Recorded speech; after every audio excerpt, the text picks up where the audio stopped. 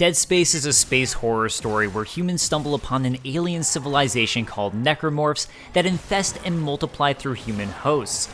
These aliens are all part of one hive mind that use a mysterious marker to send signals and hallucinations into its targets in order to spread. While that's a decent surface level telling of the overall idea, there's far more to it, from cult-like religious zealots to government interference and more. This is the story of Dead Space Explained. Chapter 1, An Alien Discovery. While Dead Space takes place in the year 2508, all of this begins way back in 2214. You see, by 2214, Earth is in a rough place. Humanity have nearly depleted all of Earth's resources and are searching for any means by which they can continue to obtain or mine these. In digging up the Gulf of Mexico, the sovereign colonies and predecessor to Earth government, or EarthGov, happens upon a black alien marker. While they have no idea where this is from or how it got here, the truly exciting thing for the sovereign colonies is that it seems to continually produce some form of energy. Maybe, just maybe, if they study it, they can reproduce the marker and solve Earth's energy crisis. There's a catch, however.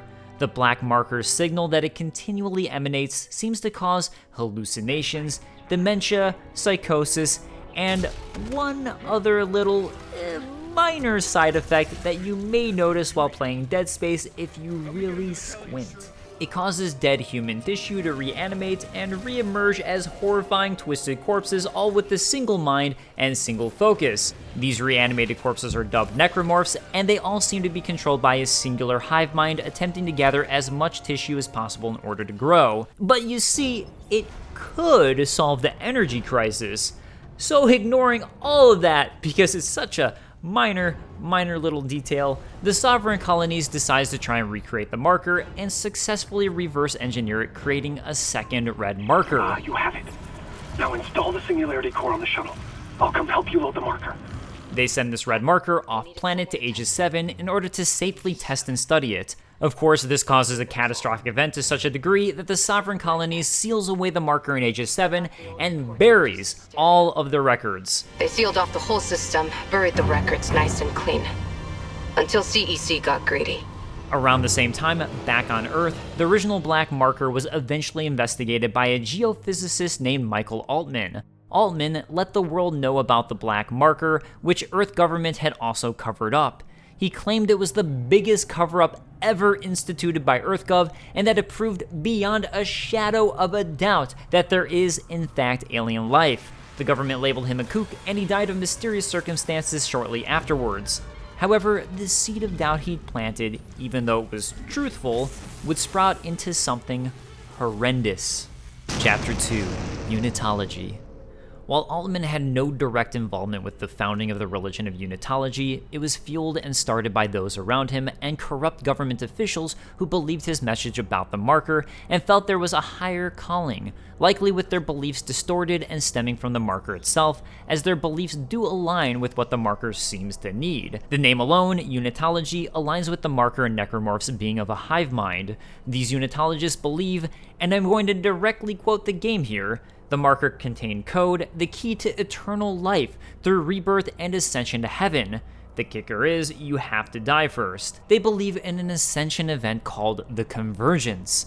Not unlike many religions, like Judeo-Christians who believe humans eventually ascend to heaven after death. While on its surface, the religion seems fairly harmless, the Unitologists believe that Altman was a martyr, and his martyrdom was meant to spread the religion. They believe in a conspiracy that the government is hiding the marker to keep its secrets for itself, and they function a little bit less like Judeo-Christians and a little more like Scientology, in that they have a ranking system. The more money and power you give them, the higher you rank up in the religion. The Unitologists have also built mausoleum ships where they gather their believers' corpses, all meant to travel in space to a marker for a great ascendance. So when you consider the marker as purposefully trying to gather dead tissue in order to transform beings into necromorphs and expand and build its own hive mind, sending in ships filled to the brim with corpses, probably not good.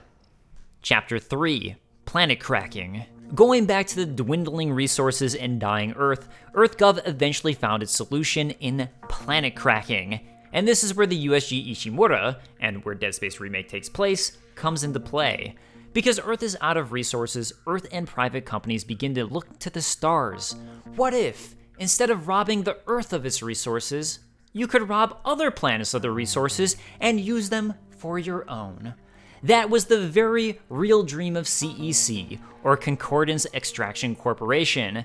CEC, according to its investor guide, which I thoroughly read as a proud investor in CEC and someone who has made a huge amount of money on their stock, is the largest solar mining and extraction company in the Earth colonies and the 5th largest interstellar company in terms of market capital. While there already were similar vessels that were being sent to create colonies on planets for mining resources, the CEC came up with a way to dismantle planets and moons on a macro scale, utilizing a planet cracker ship that could fracture planets with gravity tethers and then quickly mine the entire planet for its resources, with the very minor trade-off of destroying an entire planet in the process, according to environmentalists. Potentially even destroy the solar system or disrupt the gravitational forces holding celestial objects in orbit and cause it to spin out of control or planets to collide into each other. Anyways, in order to successfully crack a planet, the CEC would first scope out a planet for its mineral content and net worth, plus the overall safety of cracking it in the first place. After choosing its planet, they then set up a small colony on the designated planet where a team would spend 18 months prepping the planet for a planet-cracking ship. After around 2.5 to 3 years, the planet cracker would arrive and giant tectonic chunks of the planet are broken off and mined, while smaller bodies like asteroids are drawn into mining bays and processed directly. Rinse and repeat until no more planet. These planet-cracking ships would become a reality in 2446 with the very first launch of the bunch, the USG Ishimura. Chapter 4, Isaac's Backstory. Fast forwarding once again, we come to our main protagonist, Isaac Clarke. His father, Paul Clarke, was an award-winning ship architect employed by the Galactic Union Merchant Marine Corps. However, Paul was regularly out on various missions, leaving his mother, Octavia Clarke, to raise Isaac mostly on her own. Octavia ended up becoming enamored with the Church of Unitology. So much so, she sold off most of the family's estate to fund full membership into the church and in order to rank up in it. As she spent so much of their money on Unitology, while Isaac was such a strong student in mechanical and electrical engineering, and even got into a prestigious engineering school, he had to instead attend a lesser-known school with the help of scholarships and financial assistance. Isaac enlisted in the Merchant Marine and quickly moved up the ranks thanks to his strong engineering skills and intuition. However, his mother's mental health declined further, and she ended up in a hospital and under the care of the neuropsychiatrist Nicole Brennan. While treating his mother, Nicole and Isaac fell in love and cohabitated for a time. However, Nicole was offered a promotion serving aboard the USG Ishimura. While it would be a 6-month job and time away from Isaac, Isaac petitioned she take the job, likely being supportive of her career. Around this time, Nicole felt that Isaac's mother had finally gotten better, and it was time for her to return home to her family, where his father had recently come home from an extended tour. Isaac's mother relapsed, killed Paul, and then herself. She killed my dad. And herself. From her own will, the Unitologists were given custody of their corpses, along with Clarke's entire estate. Isaac petitioned for his parents' bodies to be returned to him, but to no avail. He also got into a fight with Nicole, where he essentially blamed her for what happened and allowing his mother to be released from the hospital. All of this coinciding with what would be the USG Ishimura's final mission. Chapter 5, the Ishimura's final mission. The year is 2508, and the Ishimura has been sent on a supposed planet-cracking mission to Aegis VII, the very same planet that the red marker was buried on. However, that's not exactly all correct. A CEC director, Eckhart, sees over the planet-cracking mission, and while it's not stated directly in the Dead Space remake, it can be heavily inferred that he's a Unitologist. Unitologists have been searching for the red marker for a while, and it seems they've finally figured out where it is. So Eckhart assigns another Unitology buddy of his to captain the USG Ishimura on this mission, Captain Benjamin Mathias. And Aegis VII is actually off limits by EarthGov, so the true purpose and destination of this mission seems to be a complete lie and kept under the wraps. As per planet cracking protocol, the CEC starts a colony on Aegis VII to prep it for planet cracking, and more specifically, search for their real goal, the red marker.